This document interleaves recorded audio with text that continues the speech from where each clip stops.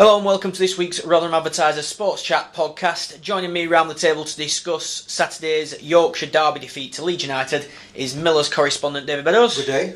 Columnist and all-round funny guy Charlie Graves. Very good morning. And news editor Michael Upton. Hello.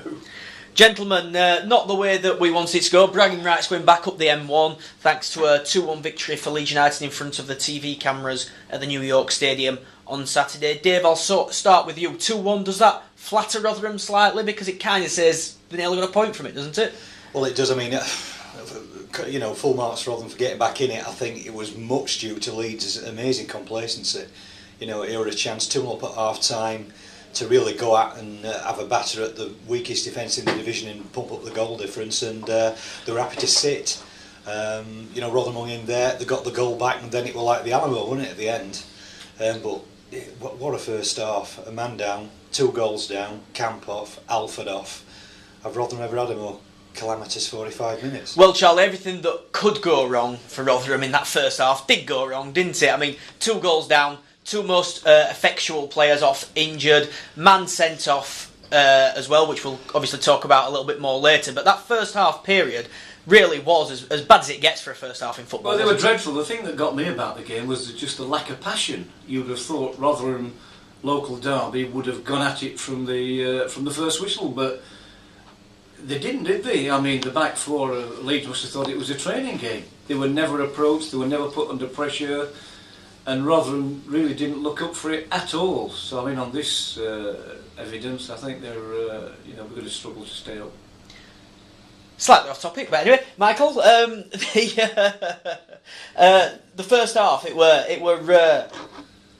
terrible, weren't it? Like, for the reasons that Charlie says, for the actual performance on the pitch, but for the things out of the players' control as well. It really was a bad first half for any football team. Well, I think Kenny Jackett can count himself unlucky that the Holford incident happened, the Camp injury happened, and Pete Odin Wingy completely lost his head.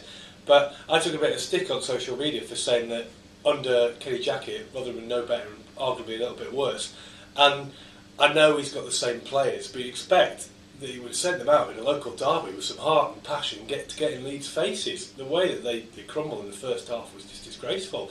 And I would never, as a fan, leave at half-time myself, but I can understand why other people did. It was absolutely scandalous. Dave, is that Kenny Jackett's fault? If the players didn't show the passion and the effort and the determination, is that necessarily Jackett's fault? I'm fairly certain he won't have said go out there and play like they did.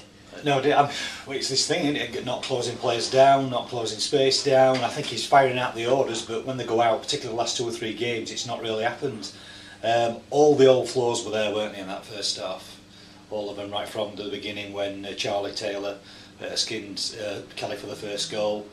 Our penalty box, our 18-yard box, is just too easy to penetrate. They shouldn't need to be told to go for it in a local derby like that. I mean, whoever's in charge, whether you've got Donald Duck in charge or not, they shouldn't need to be told. But is that not part of the manager's job, to motivate the players? Yeah. I mean, but if they can't get motivated... Need to motivate of course not, but managers get plaudits for winning trophies, winning titles. And that's not just tactics, that's instilling in the players the way you want to play. And we can't possibly believe that Kenny Jackett said go out and play as badly as they did. But then, if they're not good enough, then change it around a bit, do something a bit different. And he hasn't done anything a great deal differently, has he? I'm not saying he's to blame for the current malaise, but it's not exactly like it's improved in the last few games. I mean, let's face it, we could have Jose Mourinho down here. The problem is that we lack quality, don't we, whoever we put out. But there's no excuse. The supporters will put up with the team losing if they give 110%, as we say. But the fact is, they didn't show anything, did they, in the first half? They didn't really seem all that bothered, to be honest. I was just shocked by the lack of commitment and passion. Well, Dave, in the second half as well, at the start of the second half, it turned into a bit of a training match, didn't it? Leeds were happy to have the ball in the halfway line, they weren't pushing. Rotherham couldn't keep hold of the ball for more than 2 or 3 passes. It just turned into some sort of possession-based game, didn't it? Yeah, it did. I mean, Leeds were in stroll mode, weren't they? And Rotherham, I don't know, we're just saying the same things, aren't we, week after week? I don't know. The inspiration is going to come from somewhere. It's certainly not coming from results, is it? No. And the lack of quality, I think, is evident now. They're not making it close. We're not making it close against Derby. We've not made it close against Preston. And for 85 minutes on Saturday, it wasn't close either. You know, we still think we're competitive for 70, 75, and we haven't been. A lot of the fans decided to take an early exit from the New York Stadium and left at half-time. I won't say a majority by any stretch of the imagination, but a fair few to say it was only half-time. And I mean, that kind of tells us where Rotherham fans are at the minute, doesn't it? That they're losing some kind of connection. You wouldn't normally see a mass exodus like that at half-time, would you? Well, the support comes from, you know, what's going on the pitch, and they're not giving the supporters anything to go at. I mean, they were very quiet for long periods. So you wonder where we're going, don't you, really? You do. I mean, let's talk about the big talking point, the one that's took the national headlines and everything else. Peter Odemwingie making his first home start for the club.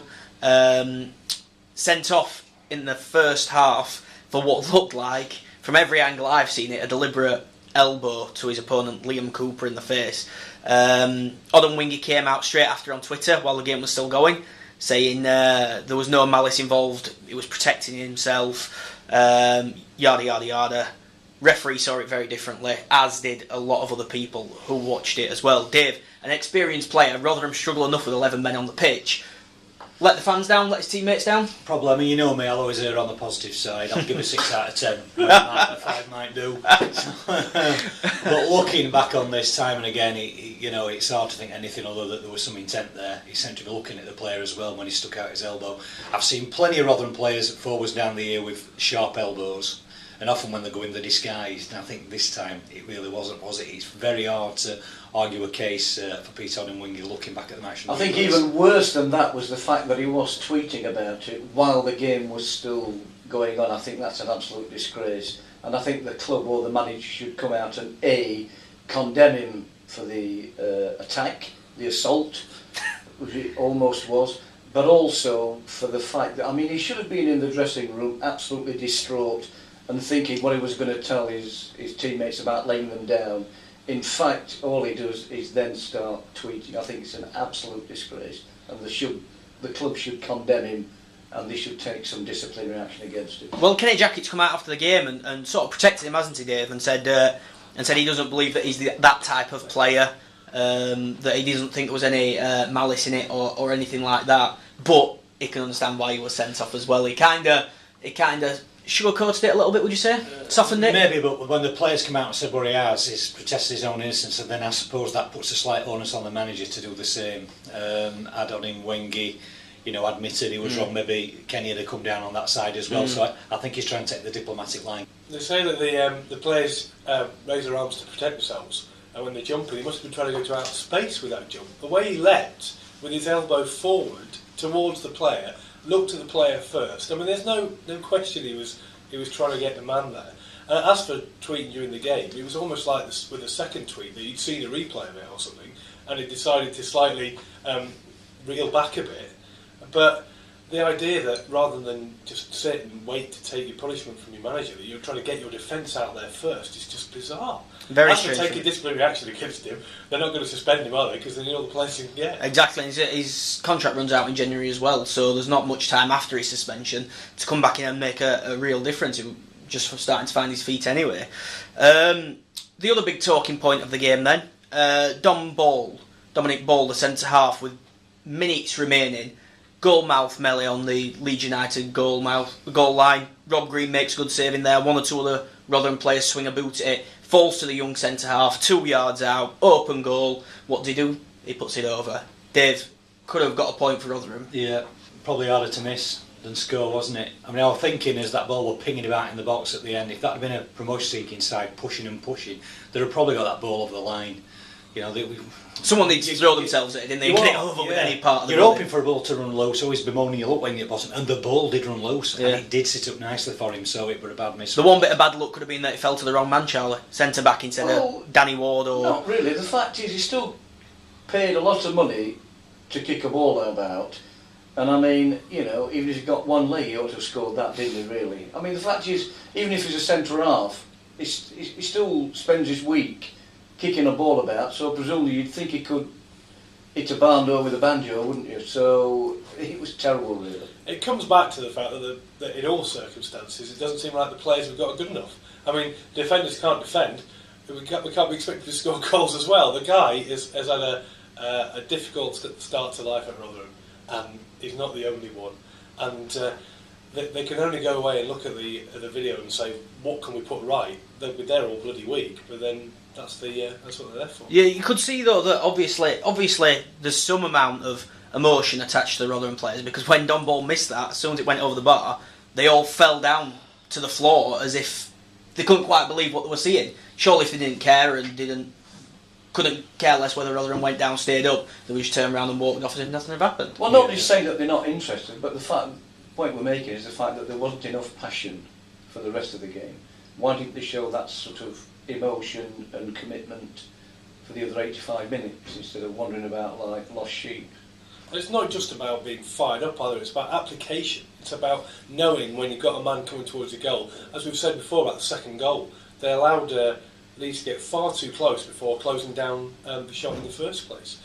That's a basic part of defending, surely, getting in someone's face as soon as they get the ball. Dave, in our newspaper the other week, Kenny Jackett called on his experienced players to come out and be countered, that he needed them to get Rotherham out of this trouble. One of those, Stephen Kelly, had a little bit of a torrid time, didn't he, on Saturday? I mean, the first goal, Leeds left back Charlie Taylor skipped round him like he wasn't there, weren't he?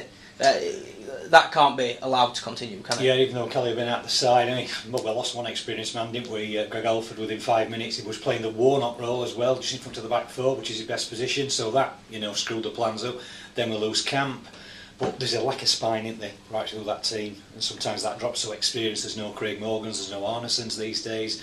There might be a Richie Smallwood in the new year, we'll have to wait and see. But obviously, things to put right. Yeah, it just wasn't good enough, were it? We were almost like boys against men at sometimes, weren't it? The fitness, the athleticism of Leeds against the zero confidence of Rotherham United. I think it's basically just the skill. The fact is we haven't got enough skill to stay in this division, I don't think. The irony is that it's about expectations as well. At the end of the game, Kenny Jackett was almost talking up Rotherham's second half fight back, and the one who seemed most annoyed was Gary Monk for his players taking their foot off the gas. He was talking about he was disappointed about the complacency. They could have gone on and got more. Kenny Jackett, with what we saw at the end, was almost impressed by the effort and commitment he'd seen for the last few minutes. I think that came from the Does fact he not that expect those players to play better? I think that came back from the Derby game a week before when Rotherham went 2-0 down against Derby. The heads dropped and there was no sense of fight back or belief. It were almost if 2 goals, that's it, we're done. Whereas this time it was a little different. Although it wasn't good enough for large periods and no one's saying it was, at least they didn't then just roll over and not try anymore. Yeah. At least there was something there. Kenny Jackett's dealing with what he's inherited here. I mean, there hasn't been a bounce, has there? There hasn't even been a bounce from a new manager taking over, which shows the depths of the problem. Although there was a mini bounce at Ipswich when they were 10 seconds away. The first 2 performances were better, even if the results weren't. And I think the fallback since then shows what a big job he's got on his hands, probably bigger than he imagined. We're heading into December now, and it's a big month. Burton twice, Wigan, Sheffield Wednesday away, which Rotherham always win. It's a big month, isn't it, Dave? And if they continue in the form that they have done for the rest of the season throughout December and into the new year, then it's all but done, isn't it? It's do or die into December. If points aren't collected this month, then when are they going to? They're not going to be. Burton twice, Wigan. They're not easy, but these are as near to target fixtures as you're going to get, and they're coming fairly close together. So it's do or die month, really. And what do we expect to happen, gentlemen? Do or die? Well, they've not given us a lot of confidence or a lot of optimism to suggest that they can turn anything round. So unless they really get down to it, it doesn't look hopeful, does it? Something's going to change as well. I mean, we're getting to the point very quickly where draws aren't going to be enough. You go into away games hoping for a point, you'll be potentially running further adrift. And you say that they're target games. You don't think that Wigan and Burton will be targeting Rotherham, thinking this is our chance to pick up 3 points. That's why there might be even tougher matches. Very good points, and gentlemen, we'll leave it there. Thank you very much for your time, and thank you at home for listening. If you would like to get involved with the discussion, you can by tweeting us at Rotherham Sport. Make sure you pick up Friday's paper for all the reaction, looking back at the Leeds game as well as looking forward to the Burton Albion trip. Thank you very much for listening.